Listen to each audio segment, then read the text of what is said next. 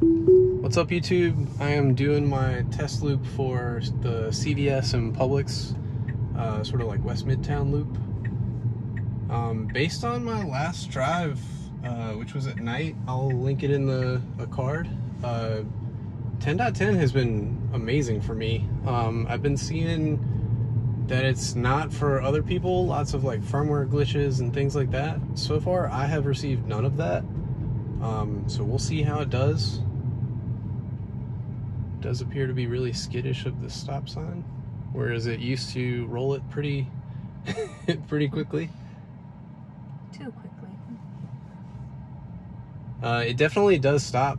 Yep. I think it may carry like a tiny bit of momentum, as in we don't like do this or anything, but it definitely does stop. It's a little close to that guy. I'm sure he didn't like that. Okay, here's hoping it stops. Okay, it crept out into the lane. I do not like how it handled that. And this is a big test that I was hoping it was going to pass today, and it's not.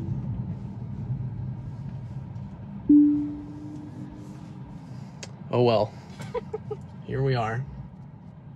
Yeah, there was a release note, I believe in 10.9, which I did not receive, but I assume is included in the code that is working on 10.10. But that would be give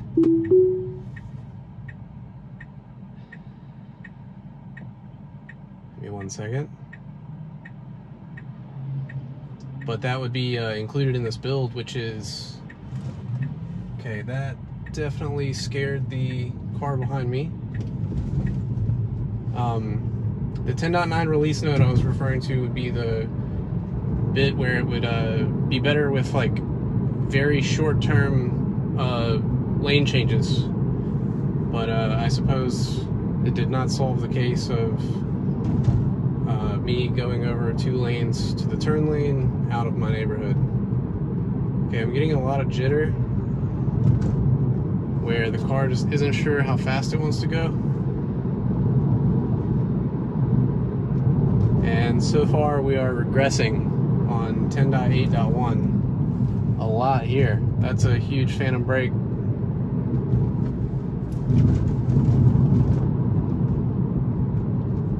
Let's see, it usually is a green light when it approaches this intersection. So we're seeing a red now, stopping way back from the stop line. And now it's correcting itself. I like that it corrects itself. That's a new behavior that I've seen in 10.10. This has been really jerky though.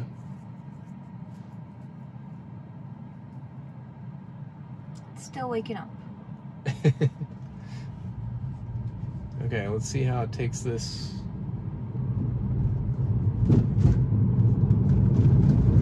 Not bad. Could have avoided the potholes, but that is not a feature yet. They were tiny potholes, so I figured I would let the car do its thing. I will disengage for a pothole ahead though, if it does try to run into that.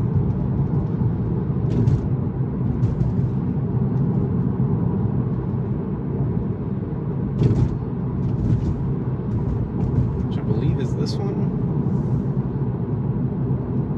Yes.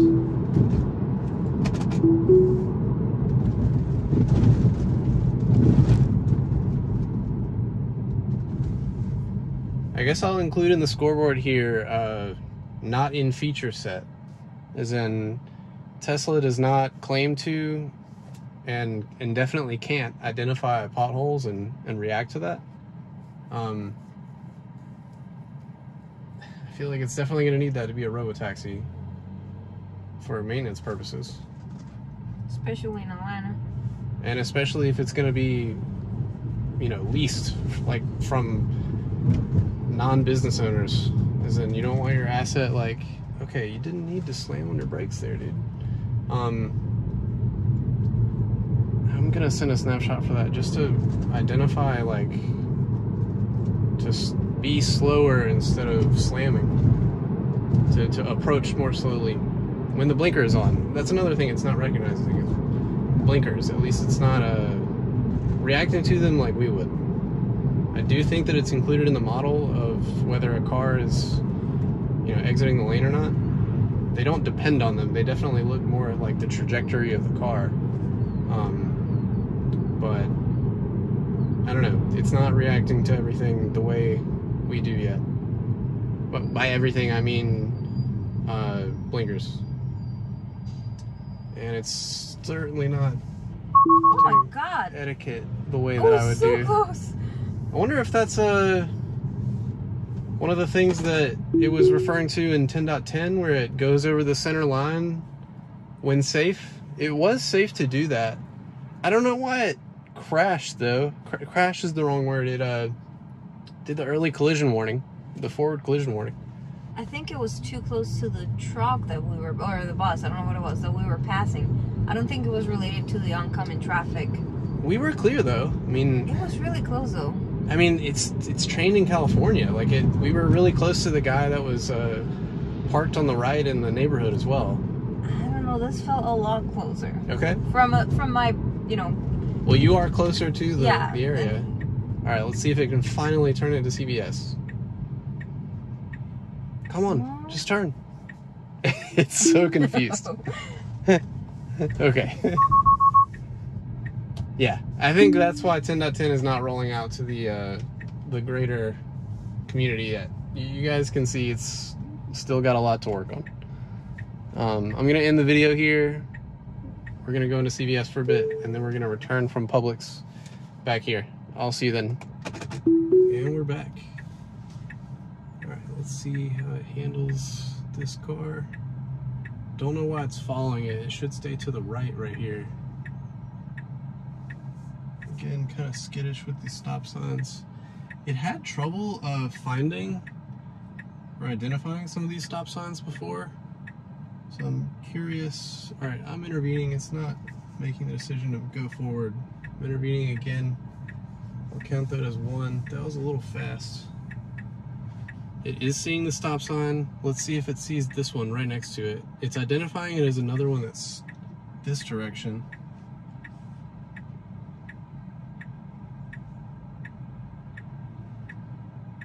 And it's identifying the crosswalk, so it at least stopped. Have someone behind us now. We are clear to go now. And it did that okay. A little wide. Okay, here's the jewel of the drive for me. We've never made it across this intersection. It did happen one time when I wasn't filming, which is hilarious to say for me. But it is true, I was there. It did happen. So basically what I've seen is that it tends to like follow the lead car. You see this car is gray. I'm not sure why it made that chime. That's the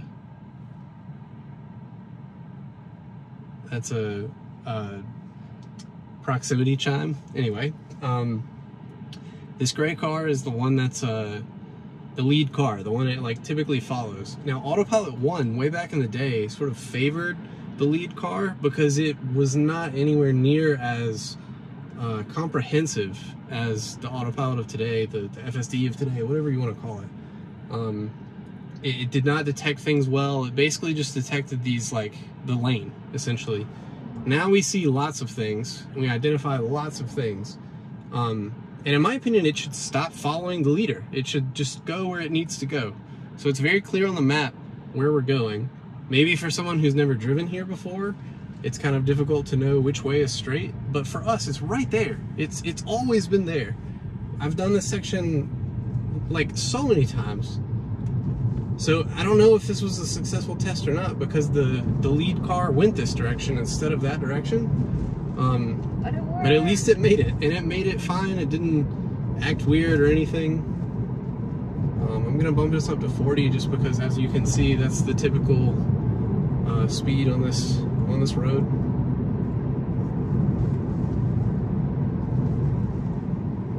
Okay, we're getting some braking. It's not hard. On the way over here, we had some hard phantom braking, but that was just a tap. I'm thinking, well, I'm not thinking, I'm very sure that shadows and sun play into a lot of the phantom braking. Have an unnecessary sway there.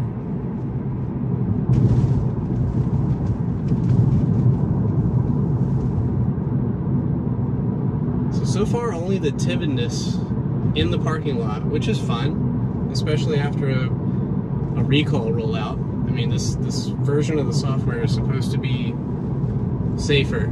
It's, you know, what Nishta wanted.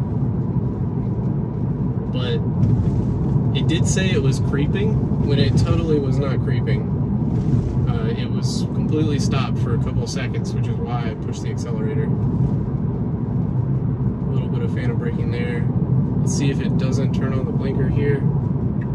It does. I will be sending an email about that.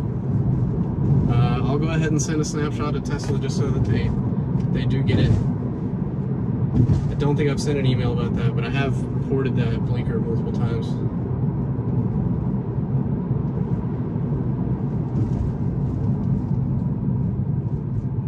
Okay, we slowed down pretty hard for that.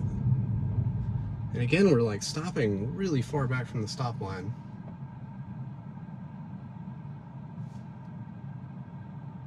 And I've noticed it's not visualizing them anymore. At least not often. It's like visualizing the crosswalks, but not the stop line.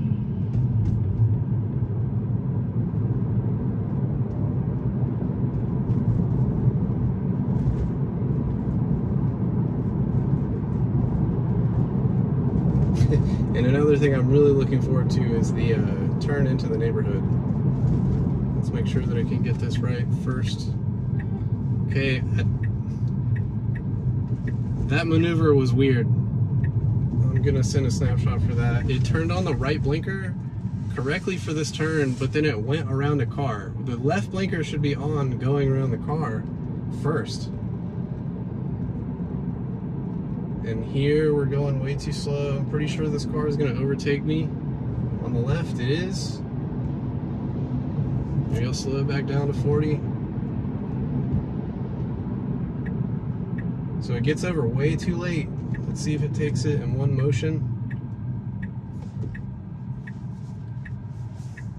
I mean, that wasn't too bad. I'll let it do it just because it's like, I don't know, it wasn't illegal this time, but it was just really bad.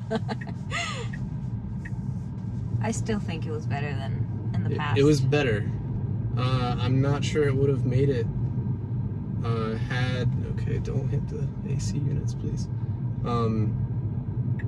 Had I not messed with the speed. It like has no priority to move over at all, which is just really annoying.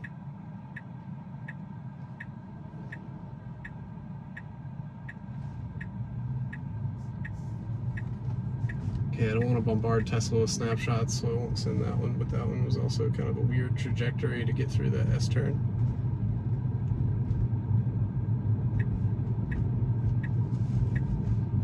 And I wish it would kind of take this turn wide instead of go through the stop line of the other lane. But whatever, that wasn't too bad. We are at our destination, so I guess I'll see you guys later. Thanks for watching.